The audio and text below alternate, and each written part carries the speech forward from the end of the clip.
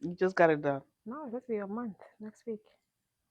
Oh, hello, hello, hello. Welcome to season 2 of Beyond the Sermon.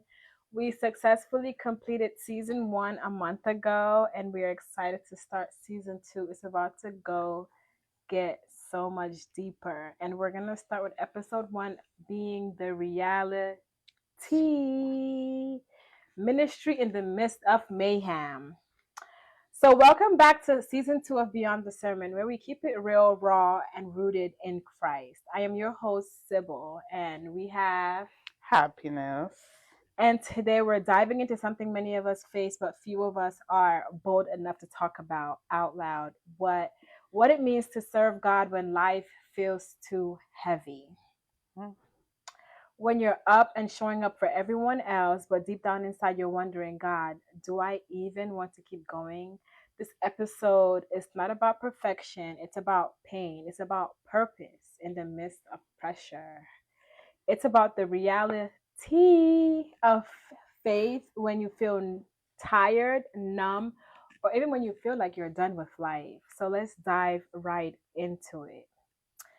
Um Psalms 34, verse 8, NIV says, "The Lord is close to the brokenhearted and saves those who are crushed in spirit." So, happiness, have you ever been in a season where you were serving but secretly struggling? Um, yes. Whenever I feel like everything around you is not like going as planned or as you would like, but yes, I'm trying to put in the best way possible. But like, yeah, there's definitely been times where I feel like things are not going the way I want it to go. But like, as like Christian, or at least where I'm at with my work with God, I cannot stop showing up to church or stop doing what I do at church because, Especially when you serve. yeah, you can be literally going. I mean, obviously that if yeah, so show up, we show up, even though things are not looking up the way they should, we still show up anyway. Yeah, I agree. I feel like it's very difficult. Hmm. It's very, very, very difficult to serve when you're struggling because you cannot not serve, because then you feel like not only are you doing the house of God a disservice, but you're also doing yourself a Hmm. disservice because this is what you signed up to do. Because you cannot say, I'm not going to work today Right. because I'm struggling. I mean, the struggles is the same, but You still show up at work because the bills are gonna get the paid bills got to somehow. get paid. But now they be saying that, the church don't pay.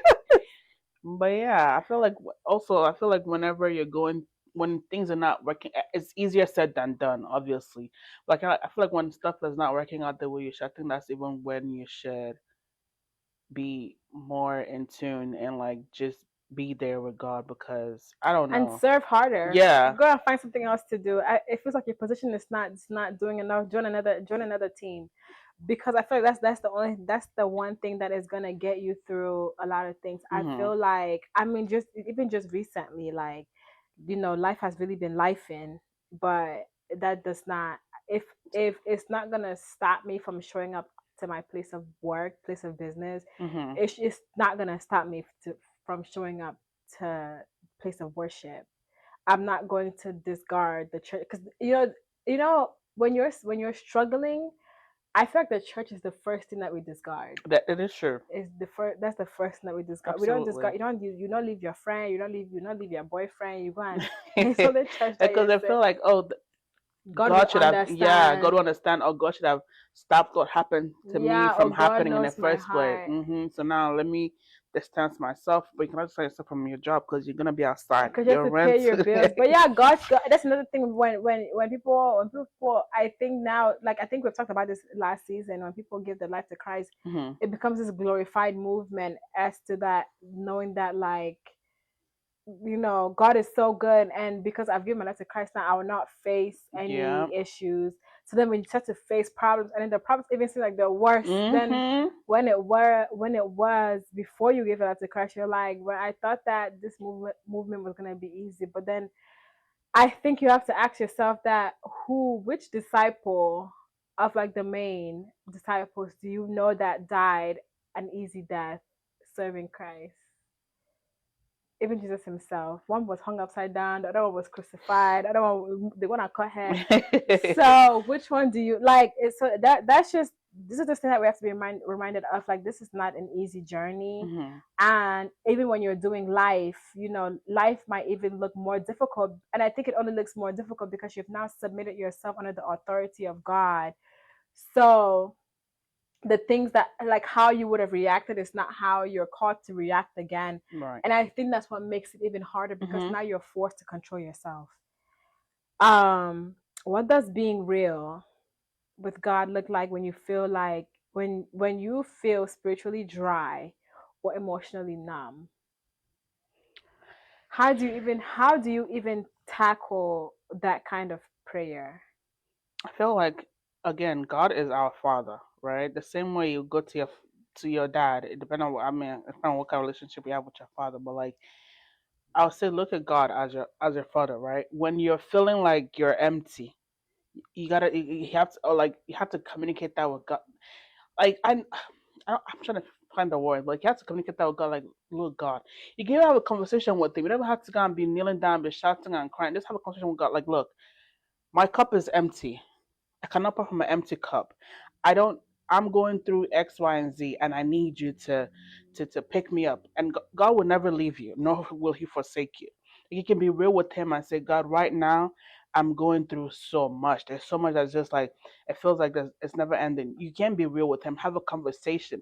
It's never, but it's not something like your relationship about pushing you. Sometimes you just gotta go have that real conversation, like be real and be very like honest with Him. Like go talk. Like if you're tired, you or like your dad, yeah. I saw this video on TikTok. I don't know if you've seen it. It was this guy sitting in the car and he was crying and he was yelling. He's like, "Why is it that life has to something of that sort? Mm. Why is it that I have to be brokenhearted for God to hear me?" Oh, Have you seen that I video? didn't He see was it. in the car and I was like, "This is so real." He's like, "Why do I always have to be at my lowest for God to hear But me?" God comforts the brokenhearted. Yeah, why do I have to be at my lowest for God to hear me? And I'm like, this is so What if that's the real. only time He's very genuine and it's not transactional at that point? But why do you have to be at your lowest to call on to God? Right, right. That's what I'm saying. Like, if when everything is good and all that stuff, you're having like, oh God, good morning, thank you for waking me up today. Okay, it go be. You don't talk to Him anymore for the rest of the day. Night time, I'm going to sleep. Paul. Don't like you go to sleep. There's no one-on-one time with God. There's no like you studying. But then when everything has now like falling upon you, and that's the one time, You can like carry you now Bible. carry the Bible. You're trying to build this relationship with God, and like that at that point you're actually being genuine. Maybe that's why. But that's also where transformation typically comes from. Like, who do you know?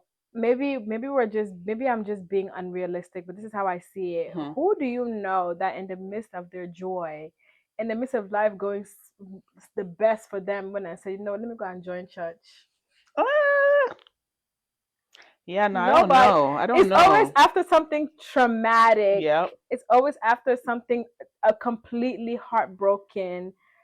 And I feel like that's where the verse comes from, that God is close to them, because He knows that that's the one time, that's the only time that He feels like people are gonna genuinely come and call it. Hmm. Because brokenheartedness can do two things.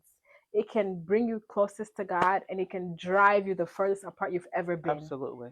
So that's how it is. But when the guy was in the car, he was saying that, but he was saying in like the pain of like, why do I have to be like this for God to hear me? But what made it even more beautiful was that he was not denouncing Christ or saying, "Oh God, I hate you for bringing forth this amount of pain." Hmm.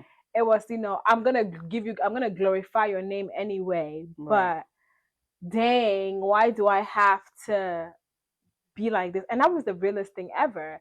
And then just today, I was watching this video, and the lady read a verse, and I wish I had wrote on that verse.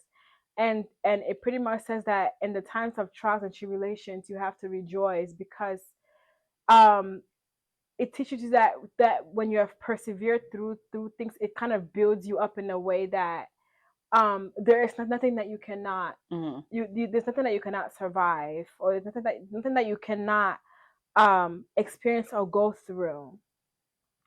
So being real with God looks, for me, looks like, I feel like, especially when you're, it's hard to, for me, it's even hard to come to God when I feel like I'm spiritually dry, especially when like life has really beat me up. Right.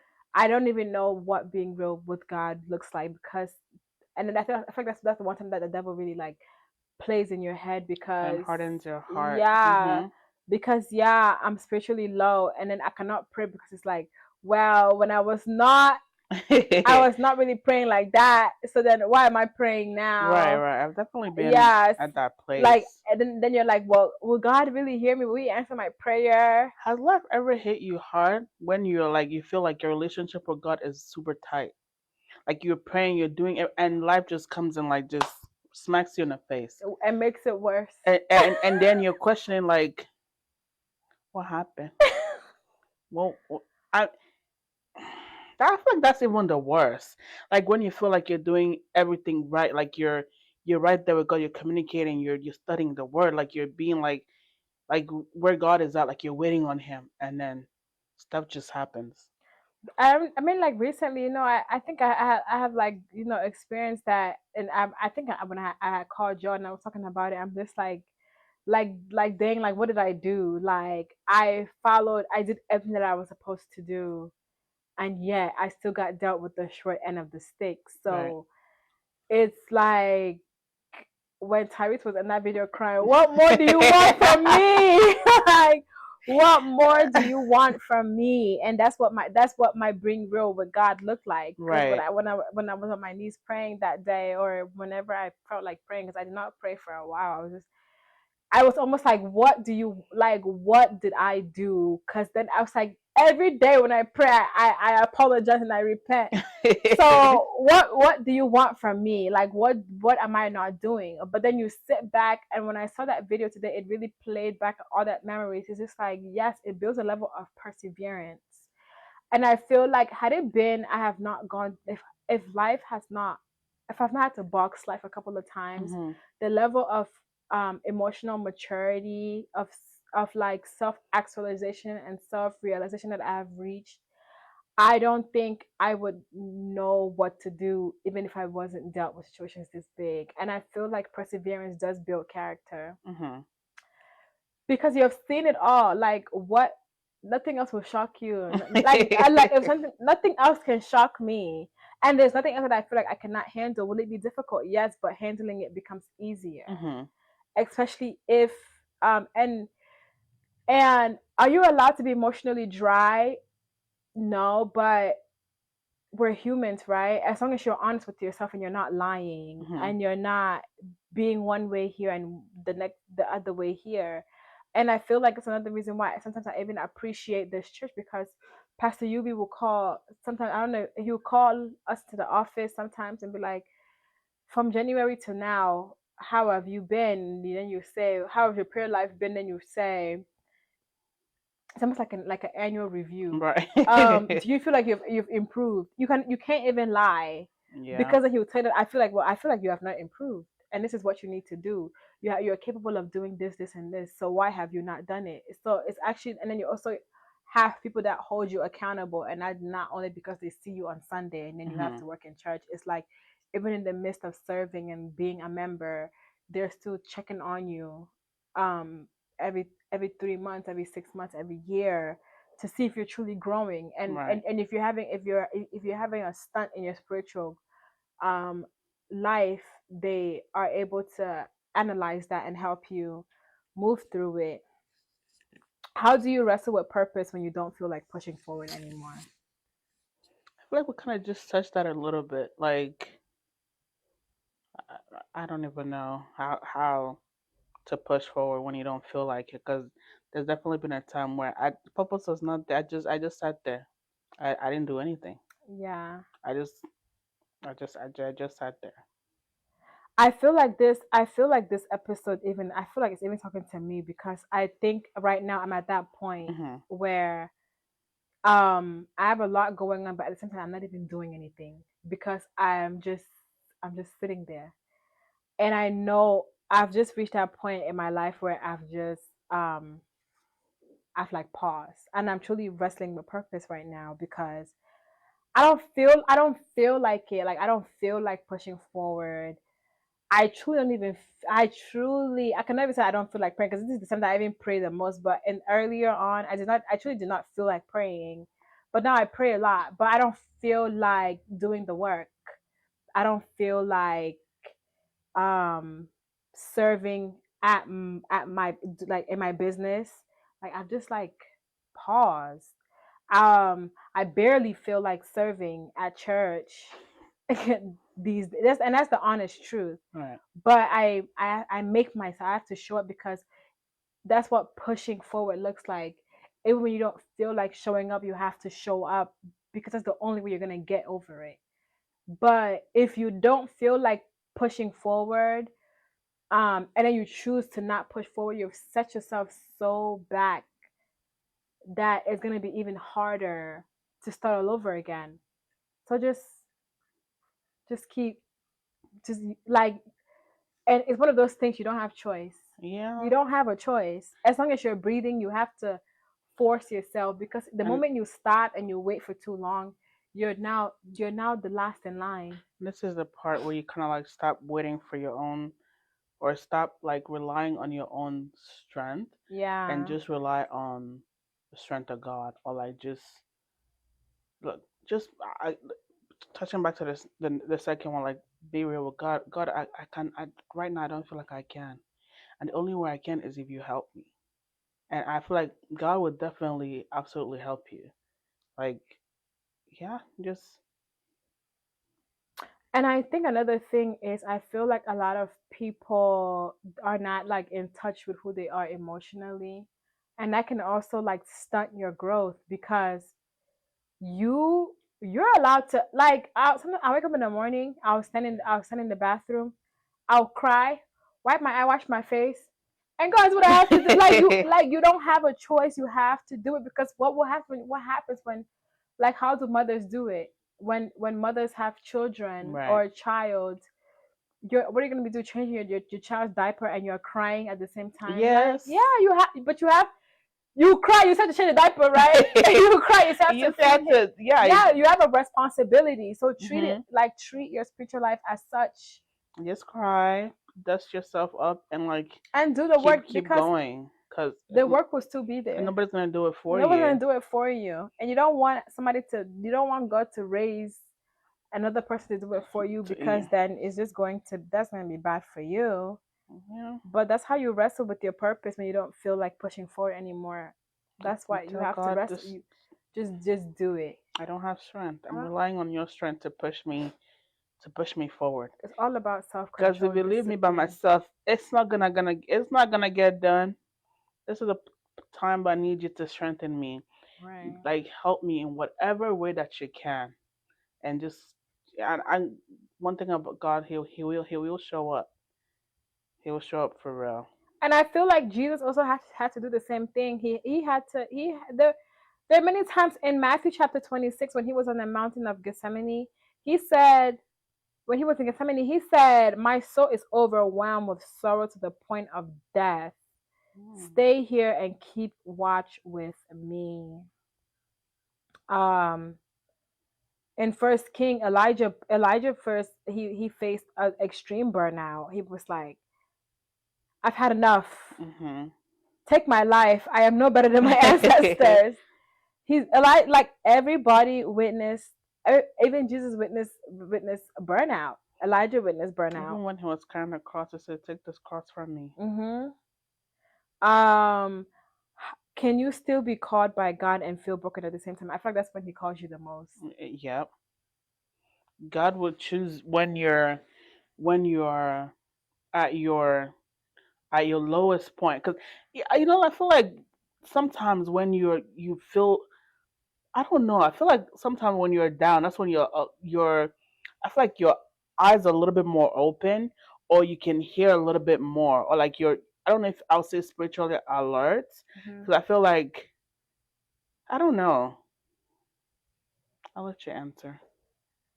I feel like God calls you when you, the most when you're brokenhearted, because you're right though. It's because that's when you're more alert. You're Mm-hmm. more willing to at this point you take You're anything. desperate. Yeah. Because if God calls you in a time of joy, you're not gonna answer. You say, "Listen, I'm on vacation right now." Who calls you on vacation? You answer the phone. Nobody. You're not gonna pick up the phone for nobody when you're.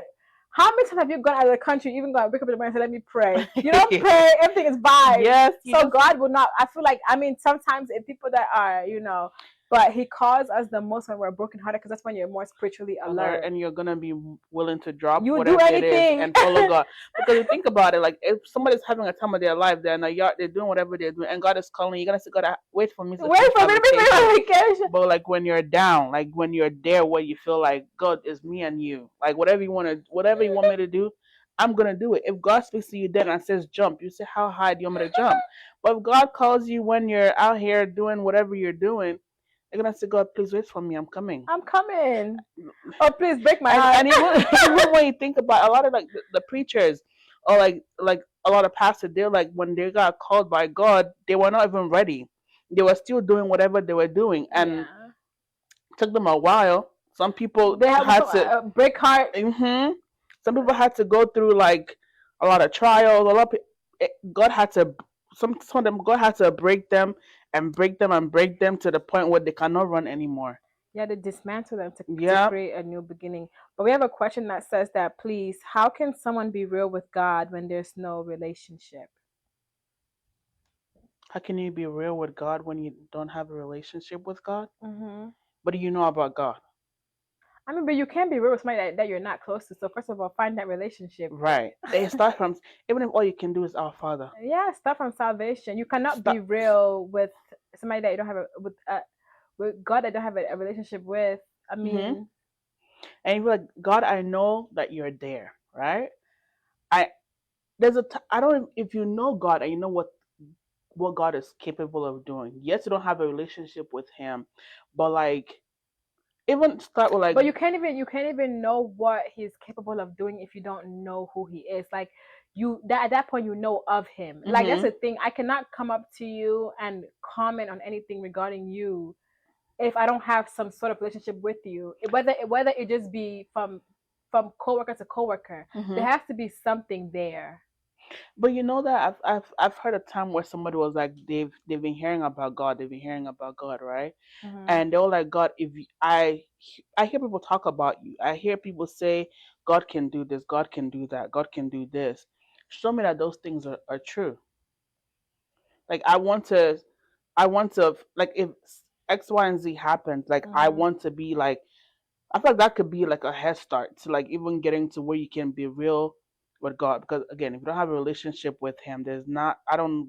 I wish Pastor B here was here so he can answer this for. But like, I feel like even just start small. Exactly, but what I'm saying is you need to have some sort of familiarity, English. You need to be familiar with Him at any extent. You just cannot know of Him. Mm. But if you know of something and you want to be real with that something, get to know that thing. But with God, He does not require much. So you need to have some sort of relationship. Like, I don't. I think I disagree, right? Because there's some Muslims, right, that has converted to Christianity because they heard of the things God has done, but done. that's true though. Hmm. I think we're on the same path. Is that like I can okay, we have great. That's your husband. I don't assuming I don't know great. I cannot walk up to great right now and comment and be like, yo, let me be real with you. I don't like what you're wearing. Have you met people? I mean, that but who are that's disrespectful though. But not saying that you can I don't know if I'm like saying this right, but you cannot you cannot be real in the sense that we're talking about like real vulnerable. Okay, Hmm. that's the thing. We're talking about vulnerability here. So we're not speaking about surface level, because what I just said with great was surface level. But Right. I cannot go up to great right now not knowing who he is and start talking about my relationship, and being real. I cannot go up to him and I'm. So, have you sat next to someone that's bored on a plane and they tell you the whole life But story? before they do, they make themselves familiar with. They make themselves familiar with Right, you. right. They'll start like Hey, small happiness. talk. What's your name? Yeah. Where you going? Right, It's right. something. I'm just. What I'm saying is, I would never just walk up to somebody And start and just start talking. blurting out my business. You have to make yourself familiar with him, and that's where the relationship starts. It's becoming familiar. Start small. Start small. Yeah. Hey God, you know, before people know how to pray, they'll be like, hey God, you know, right now my name, you know, because he knows he knows who you are. I already know that before you were formed, Formed, I he knew knew you. you. So he Yeah. knows you, but now get to know him. And he's just waiting for you to just call. Yeah, Like, but just that's how call, people, he'll but be there. people familiarize themselves with Christ when in their brokenhearted. That time anybody will give their life to Christ, they'll even go and Google our Lord's Prayer so they can give their life to Christ properly. Yeah. And we have another comment that says that people blame God for everything, but they fail to understand that they must have a relationship with God first. I don't know if I'm right. You're right, but you know, even Christians that blame God. I mean, who are you gonna blame? Because but who do you blame? But you know that some people don't see God as an entity, as like through Jesus Christ. There people see, because you know they're like, oh, a higher power, a higher power. Right. But do you know the funny thing? This comment is also right, because when people are blaming God, they're not blaming the higher power. It's easier to blame God than yourself. Yeah, but it's true that you cannot blame somebody that I cannot go and fall and break my leg and say that, oh great, push me. It's easier to go and put a blame on someone. They say, oh, who removed this from here? I you're gonna say, oh, it wasn't me, because it's easier to just push off that blame. Yeah. But sometimes when you sit back and think about it, and like, is this situation that I'm blaming God for, is that avoidable? Is that something that oh, yesterday we were talking in church, when Pasibi was talking about Samson and Delilah, right? And how like he went where Delilah was and like just laid there and they were conversing. And so I asked us if it was what happened to Samson the will of God. Mm-hmm. And then he was like, not it cannot be the will of God, because for one, he put himself there in the first place. And now you cannot, are you gonna blame, I don't know how, I don't know how I'm trying to tie my point together, but like, if you ask Samson now what happened, who's it gonna, he will not put the blame on himself. He will say, oh, God let, nobody God led you let there. Delilah come No, into my room and he did not convince lead me you and there. cut You my laid your head hair. on her knees, on her thighs. She's not your wife. Right. You had a whole wife at home. You want to come and tell somebody, if you braid my hair with if you braid my hair with Vine, I'll not be weak like any other man. And they want to do that to you, and you still like end up going and they say, oh, what else? Oh, if you tie my hands with a rope that's never been used before. Samson, what happened? It's like Adam. What happened? Adam, what is the wife that you gave me? Shifted the blame already. Mm-hmm. Is it to shift the blame on like someone that's not you? It's easier. We have a comment that says that I feel like when you are broken, you have nothing else to rely on when you are broken. Mm-hmm. That's true. We rely on God. He never said that when you're broken, get away from me. Right. It's one or two things. You go. We already touched on this. You go to God, or you go the other way. You handle it yourself, and you see how far that takes you.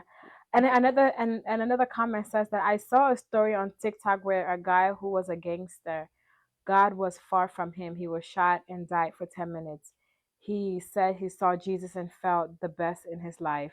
When he came back, he dedicated his life to Christ, and he is now an evangelist. I've I've I've heard stuff like that, but I don't know. I can't comment on things like that because I've always heard how people say that they die and went to heaven, and heaven was like this. I've heard that, and also people say that they die and went to hell. But different variations of. yeah, and glory be to God for His salvation. But sometimes things like that also cause me to wonder, before, like, as a gangster, did he at least know who Christ was? Because I don't think that, and I could be wrong, but I don't think that if you don't know who Christ is, you die, you're not gonna go see him, or you're not gonna have a vision of him. But I then again, like I said, I don't like to comment That's on things yeah. like that I don't. because I'm not sure. But then again, sometimes, like, I've seen people say that they die for a little bit, a bright light hit their face, and it was God giving them a second chance at life, like for salvation. And it could be another maybe thing, because like, their purpose on earth has not been achieved. yeah, exactly, and you just hit rock bottom, and that was his. And God, and I pray that nobody's rock bottom is near death, Right. because that is crazy. We have another comment that says, oh, sorry. What do you think? What you think? God has given each and every one of God has given each and every one the freedom of choice. So the choice you make, you live on. The consequence as it comes. So no blaming God in your mistakes. True. But if you don't blame God, who you blame? That's the reality of things. That is very true. You're not supposed to blame God for your actions. And don't blame the devil either, because remember when we went to that conference, when and it's the truth, it was a Bible verse. I wrote it down. It says that Paul I know, Peter I know, even Jesus I know, but who are you? Ooh. And who said that? It was Satan said that. So even Satan said that, don't put it on me. I don't even know you. Like, because today human beings are today. I honestly, I feel like we blame. I don't think that we blame God that much anymore nowadays. No. That's a lie. I'm lying. Carnal humans blame God. Christians blame the devil. Fuck it. Because they'll go and purposefully do something they have no business doing, and then say, "Oh, I don't know what I was thinking." The devil is out to, like, no, you opened your eyes and you walked yourself into that. I'm not saying that there's sometimes there cannot be like spiritual manipulation and stuff like that. That is an actual thing. But like, let's think about it. 85% of the time, be spiritually manipulated if you don't allow the access. That's the thing. That's when Pastor said yesterday, right? When I asked him was something on the line of the will of God. He was like, will it have what happened to Samson? Would it have happened if he did not leave his wife at home and went to follow Delilah to wherever she's at? Lack of self-control. No self-control. No discipline. You gave access, and now you're suffering the consequences of the access that you gave. You willingly gave access. Samson was out here sleeping with prostitutes and everything, and now went to enter Delilah, and they're now gonna pluck out your eye.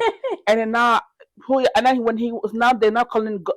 Did you call him when you left your house? That's so true. Like, yes, non-Christians blame God because they don't know the devil. That's the truth. They don't know the devil, but they know God. Everybody knows God. The Bible, the Revelation says that before Jesus comes back, everybody on all corners of the earth will know who He is.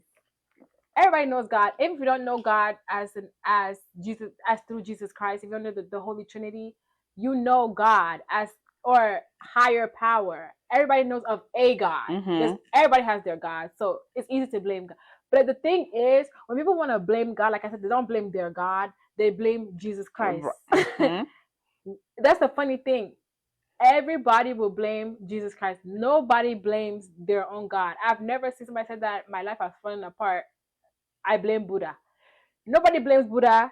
It's always God through Jesus Christ. But however, Christians also, they don't blame God. I think Christians don't blame God because they fear God. But and then they don't even realize that truly is truly not you fearing but God. You just have audacity, because then you go and blame the devil. Devil made me do it. I don't know what I was thinking. I don't know what I was thinking. Let's just say you are going somewhere that you don't need. It's 45 minutes drive. 30-minute drive, and the whole 30-something minutes of your driving. Not one time did you stop and just think about it. I don't need to be here. Go to HEB. Let me find something else to do with my time. You drove and you drove back, and you were content with yourself. I said that. Thank you God for this journey, for journey mercies. I accidentally gonna catch you on the road. What are you gonna say? You're going straight to hell. So that's the thing. But that's the devil was minding his business. The devil, if you're gonna sit there and say, Paul I know, Peter I know, Jesus I know, who are you? I don't even know you. Even if it was devil, the whole 35-minute drive, you can, as a Christian, as whatever, you cannot. Even a You cannot 25 go minute and drive sit there. when they don't know who sent you. Sometimes I know send you Satan because was not God there has with you, man. Changing there's lanes, God has traffic. authority Oh, over come on. come on like there's authority like even over the devil like even the devil said even though he be fighting just like he still answers to God like he still answers so if because Satan he would have not made that statement if it was not even when the Job situation he started to answer to God. God said, "Do whatever you want. Don't take his Don't, life." yeah. And what he did not touch his life. So when people are doing this thing, and even if the devil can stand in front of God and say, "I don't even know this man. Where do you think you're going? Like, what do you think is happening?" So that's where free will comes to play, so that you're not playing the blame game. But human beings will never realize that. Like Especially when you you've done it 1, 2, two, three, 3, four. 4, That's 5, it. 6. You Yes, one, two, everyone. three, four. I not got the. Oh no, it wasn't. The devil would be like, if it was me, you would know.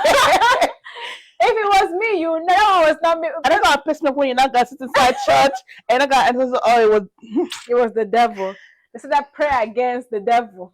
They're not praying like not praying for God to give you grace to have self-control, to be more disciplined, to have a softer heart. You come pray. I command the devil. I command the devil to do what? This is you. Oh. I asked that question. I hope we answered your question.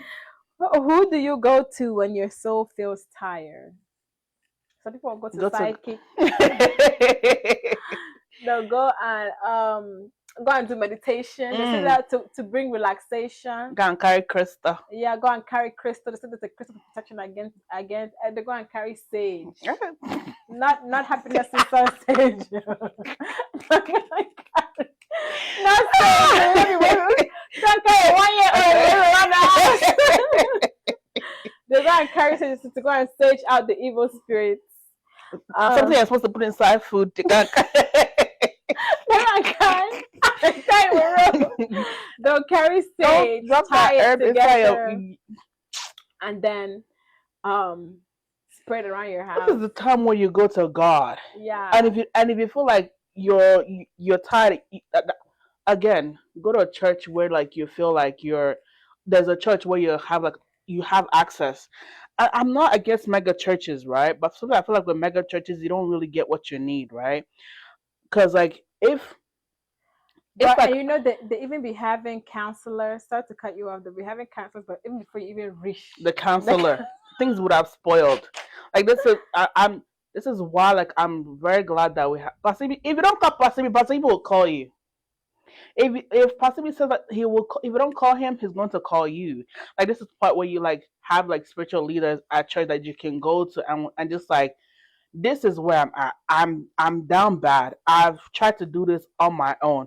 I can I cannot. So this is the part where I need you to help me, spiritual father, whatever it may be. Like help me. I'm down, and that's the way to pick you up. Yeah. Yeah, I agree. Who do you go to when your soul feels tired? You turn to the Lord. Mm-hmm. You turn to the Lord.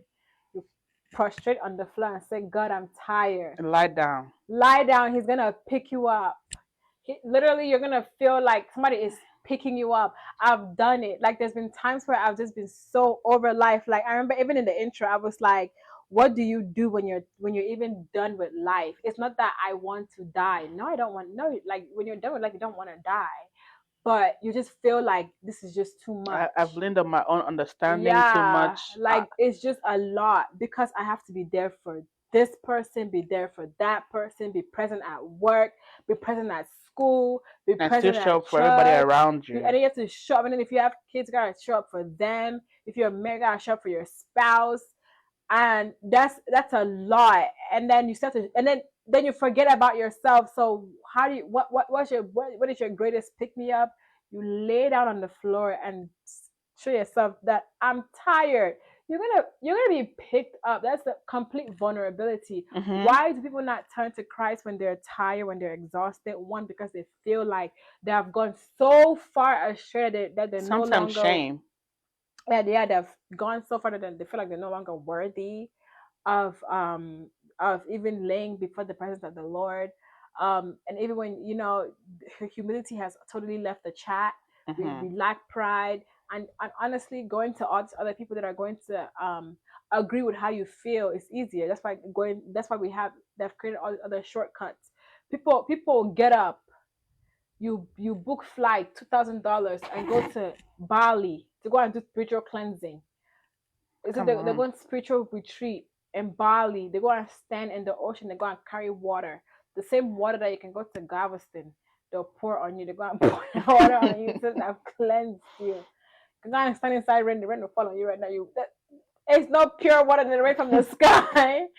It's gonna fall on you to say that they're doing spiritual cleansing, because that all seems easier And the thing is, than you're just just gonna run telling. in And circles you're and just run in circles. and then next thing you know, you're going to Bali every 3 months. Sometimes they come back worse than they went, Yeah, to because they go want and to do kind of carry spiritual energy of cleansing. what you don't Yeah, know and put on you but when it you just can looks just turn back to God. easier. It just looks easier. And then we have another comment that says that somebody said that the best therapy that they have is worship. I totally agree. Worship is such a great therapist. When you finish worshiping, you go and pray, go and find a real therapist.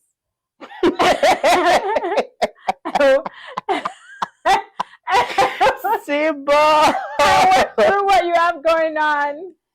Worship is very therapeutic. But it's the same thing. People listen to worldly music when they're getting over something, right? But worship, if worldly music can get you through your heartbreak, imagine what proper praise and worship would do for you. Like, imagine, you ever been to a church where people were healed just by somebody's worship? And I never really paid attention to. I started like really like immersing myself in worship Mhm. and praise, where I can totally feel when somebody had, especially when you're in church, when somebody has stepped on the altar and they have not connected themselves. The atmosphere is not it's It's not not the it's not same. the That people are same. not like aligned or like in People are not tune. aligned. Your spirit cannot just get off the stage and say everybody worship by yourself. And that's the thing, because worship, there is that's why the devil attacks The choir. choir, Mhm. because there is healing in worship. Yeah. There is restoration in worship. A Absolutely. lot of things flow from worship. It sets the tone. It sets the atmosphere for like the preacher or the pastor to be able to like flow. Sometimes I feel, Yeah. and even some people, even after choir is done, like if they feel like maybe the choir did not move the atmosphere like they want them to, the pastor itself will start like a worship All over again. before they Because before there's they always go a in. word in a Because the song, praise goes up and blessings and come blessings down. come down, and worship goes up and healing comes down. Mhm. Worship goes up and restoration comes down. Absolutely. Worship goes up, sustenance come down, redeeming comes down. A lot of things come down, because there's always, and then you worship, you hear the song. Like, there's a song by Theophilus Sunday, it's called Delay. And I remember one time I was like really, really, like, I was going through it, and I went on a walk, and I had never heard a song ever in my life. So when I did my Apple Music, the song came up, because Apple Music drops new releases. So I said, let Mhm. me let me hear this song. So I'm walking. It's like a 6 minute song. I'm walking. I walked for 2 hours. I played that song for 2 hours straight. A 6 minute Wow. song I had on repeat for 2 hours, because the song really touched me. And it goes like this: the process may delay me, but you will never say I'm failing. Oh, I I never heard it. choose this delay so I will look like you. And I'm just like, wow, like, and that's exactly what I was going through. I really was feeling like my life was like at a standstill. Mhm. But then it all made sense that even when you're delayed, even when you're at your worst, you stay there and you persevere, because by the time you finish, you're gonna look like Christ. Pure clock it. What's something you wish, and this is the last question. What is something you wish the church talked more openly about when it comes to mental health and burnout in ministry? And I think we talked about this in episode And one a yeah, little bit.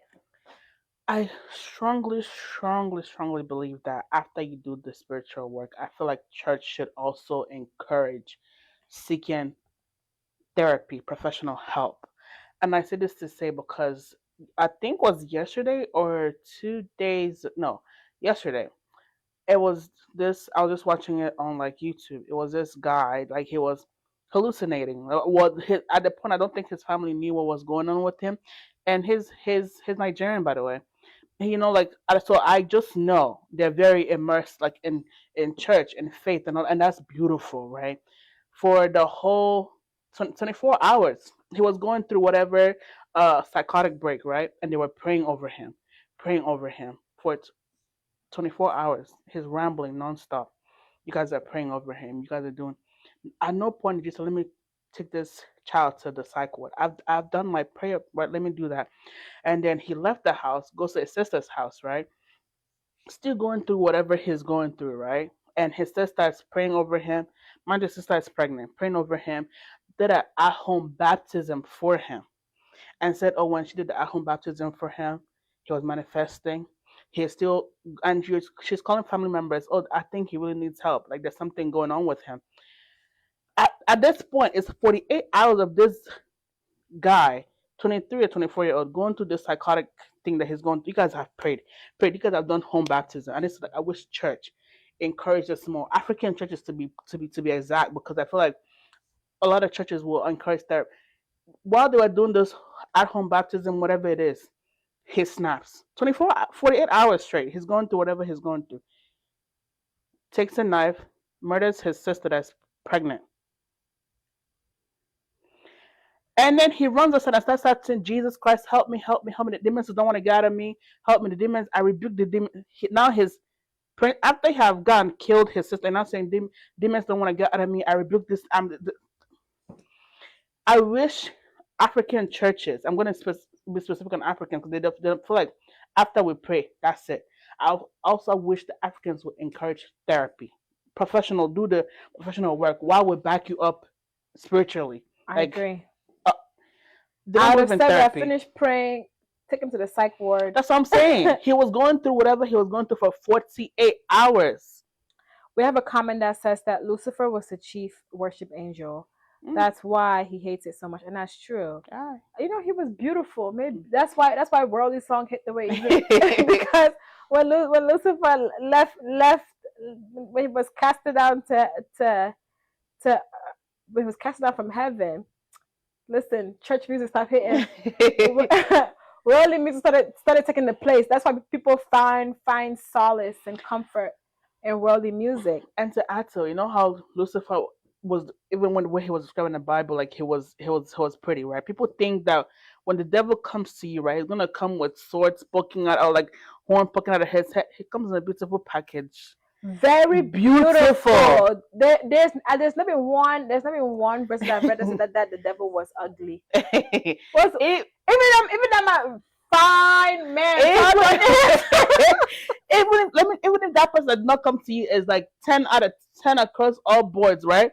But because the devil wanted to move in that moment, that person will be a 12 out of 10 on your in your own eye, in your own scale. That's why you need self control, because the devil does not. And before we even dive into that, because we're gonna go back to this question, but we have a comment to that. Sometimes there is that one song that clicks with your spirit and situation, and I totally agree. Like, and that for me, that song, even to this day, I think about it. But anything by Theophilus Sunday, listen, Theophilus Sunday, I don't know, very anointed man. I respect him 10 out of 10. But back to this, I feel like you are 100% right, and even this person agrees as well. Thank you for saying the story, Happiness, because Africans feel like they're exposing their family secret. Ah. And oh, sorry, to add to my story, you know, after they now arrested him, they finally took him to the psych ward where he needed to be and committed him for 5 years. That's true. You know, and he never went to jail for murdering his sister. I mean, he won't. He was in psychosis. He won't. Let's encourage therapy. It's schizophrenia. not telling family secrets. Nigeria likes to be looked at. African like to be looked at this pedestal. Like we have it together. We do. Come on. And we could even dive deep into that, but that's not even biblical. That's just principle on how African families will, for the sake of their reputation. Didn't we talk about this in season I one? think we did. But we didn't even dive. Yeah. For the sake of their reputation, will mask and cover up things that need to be put out there. You don't know who you're helping. Yep. But for the sake of what shame it would society, look like, people would say, yeah, they will mask it and cover it. But the sad thing about it is that it always explodes, and when it does, it then just looks very dirty. That thing you don't want it to come out. Now when it comes out, it's coming to embarrass you even on a higher level. God forbid your son is going through psychosis and he needs to go to, and even if he commits, who do you need to tell that to? Exactly. But then again, like, what does that look like? Just say you send them back home. I feel we have a comment says that I feel pastors have a lot of work to do, and following up with their members and asking questions about their day, their day-to-day life. That's what he meant. I feel like that's possible in a smaller church though, not a mega church. But then I agree with, but when you're a small church, because I'm a small business, but I don't see myself like a small business, and I don't operate like a small business. I feel like the essence of being a small church is that you don't want to stay small. Right. You want to operate as what you want to be. If you want to be influential, you need to operate as though you are that influence. So yeah, you just said that it's easier because we're in a smaller church for a pastor to check on a day-to-day life. And I think our pastor is doing it. But what about what happens when a pastor starts training up people to take on that role? Yeah, discipleship. That's why that's very important. To start checking on members of the church. Hey, so and so, this is, I need you to check on. Pastor even does that. Tells us, oh, if you don't see X, Y, and Z in church, call them, check up on them. I can't do it by myself. That's true. But I think it's deeper than that, especially when you're a worker. Because it's going to come to a point where Pastor Yubi cannot call every worker because we're going to be so much and talk to them. So what happens, there's begin to train up members, like seriously, and have them do that. Like, I went to this church and they had a counsel. There's a whole team for counseling. Oh wow! That the pastors have trained up a team because the church was, and they always knew the church was going to be so big. They trained up a team, one for marriage counseling, one for mental health counseling, one for everyday counseling. You will be surprised by what people do for work in church. The thing is that people don't even ask, what do you do for work in church? Or what did you go to school for? Because people have gone to school for a lot of things: psychology, mental health. I used to be a case manager. I've worked in mental health like for God knows how long, and I currently still am.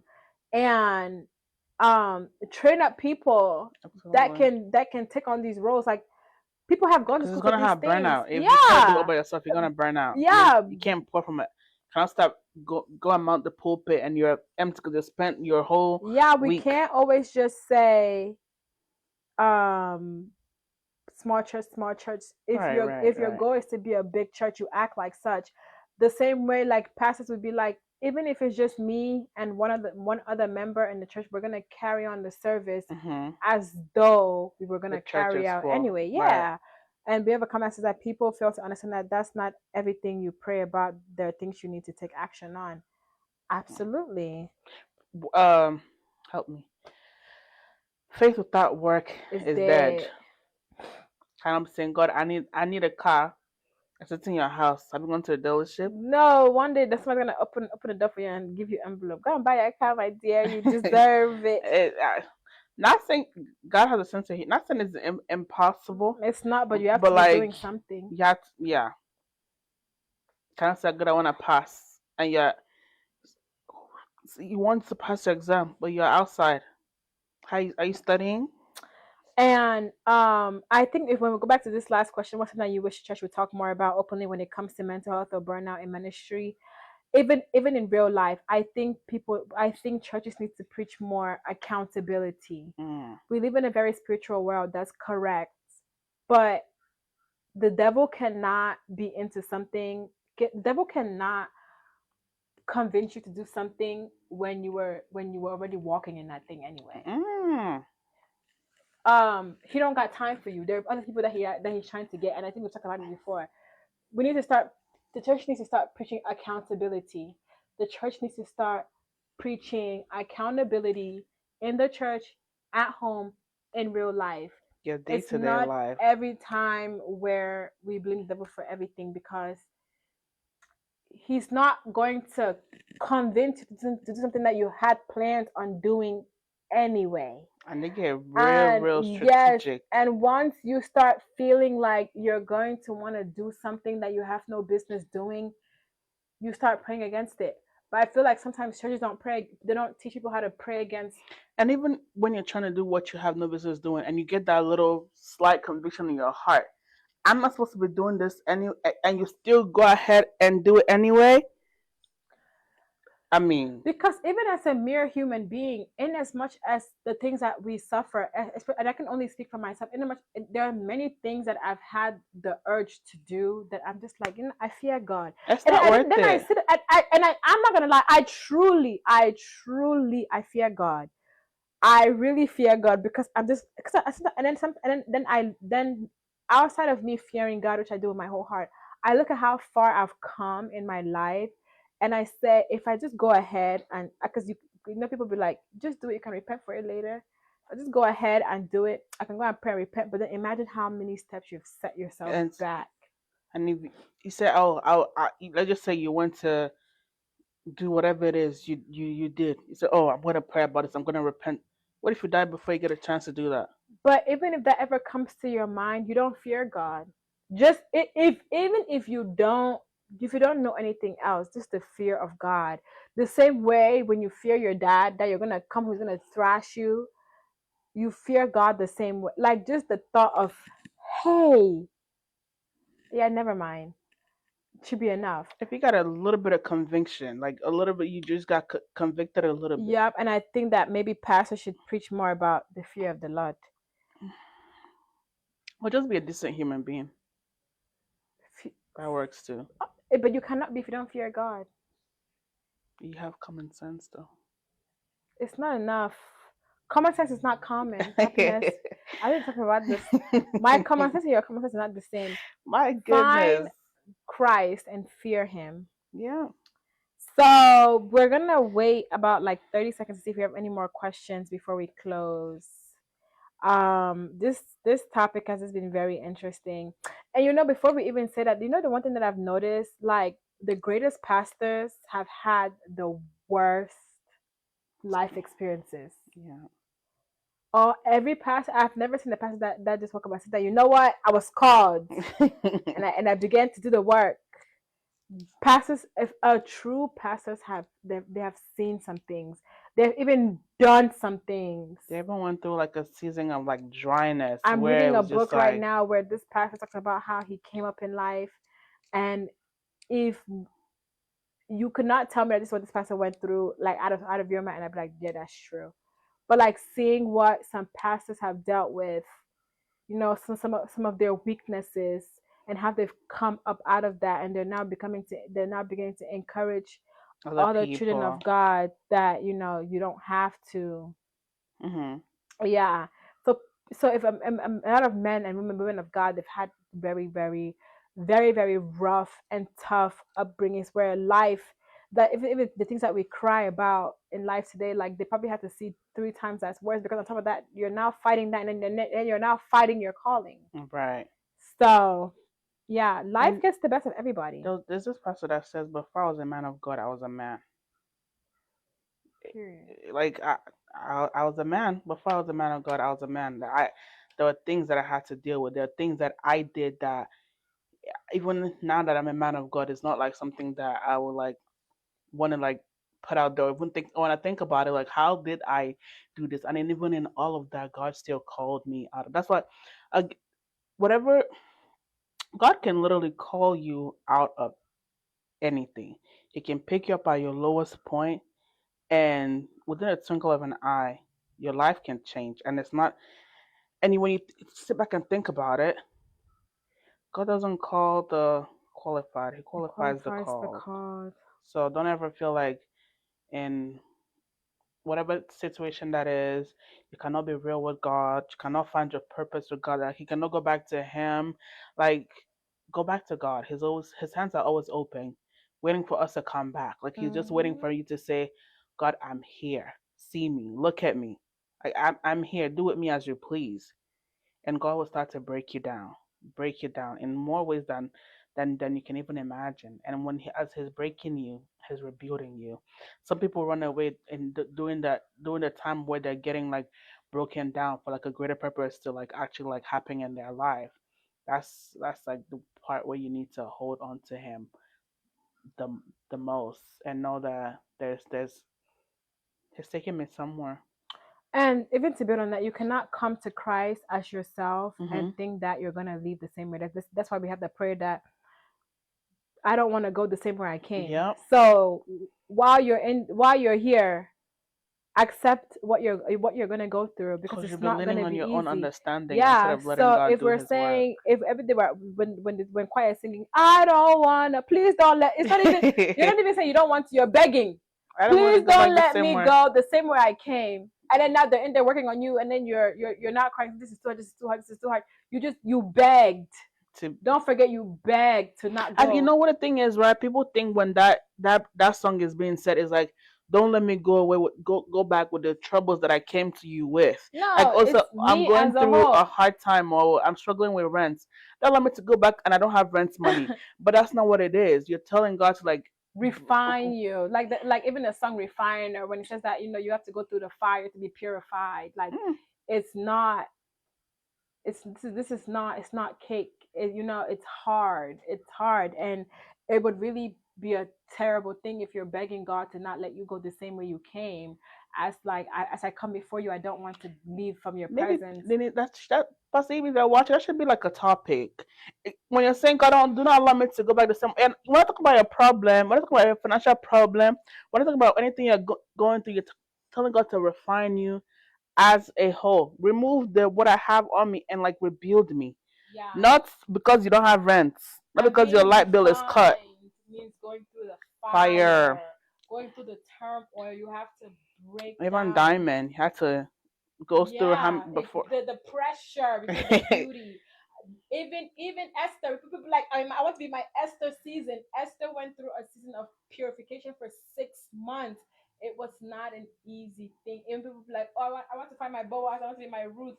Ruth and Naomi walked back for how many with The nothing. conference we went to, he thought like 7 years is was what it was going to take him to get to root himself. It didn't take him 17, I think it's 17 17. years. Yeah. So to be rooted, because he preached about being planted on stone and being planted in soil, and we pray to be rooted. And to be rooted, It's not beans. it's not It's not beans, going to. and we It's mean not that it's magic. not easy. It, so sometimes when you that's why there's a verse for everything. When you feel like you're going through turmoil, you're going through your worst, actually give God the glory. Say, God, Mhm. thank you, because this is I'm being purified. And in that season, it's difficult to say, God, thank you, because who wants to thank God for pain? Right. Who wants to thank God for but but from pain comes purpose. And if God hands you whatever it is you're asking for, just like that, you will not appreciate it as much as if He takes His time to refine you, so you can use the what He's given you, and the way that He wants you to use it to achieve the greater purpose that He has, instead of just like, here, take it. You will go and splurge it, what however it is. And Second Corinthians chapter 12 verse 9 says that, but he said to me, my grace is sufficient for you, for my power is made perfect in weakness. Mm. So that's the word. And I'm going to close with this verse. Galatians chapter 6, verse 2 says that carry each other's burdens, and in this way you will fulfill the law of Christ. So if you're listening today and you feel tired, you feel unseen, or you feel like you're barely holding on, I want you to know this. You are not weak. You are not broken. You are not disqualified. You are human. And God is still present with you in your pain. Serving God does not mean you're immune to hard days. Hmm. It means that you have an anchor for the storm, even when the wind are too strong to stand. Take the time to rest, cry, ask for help, and most of all, do not walk this walk alone. So, if this episode spoke to you, please like, comment, and share with someone who needs to hear it. And don't forget to follow Beyond the Sermon for more authentic conversations that meet you where you are and take you to where God is calling you. Bye bye.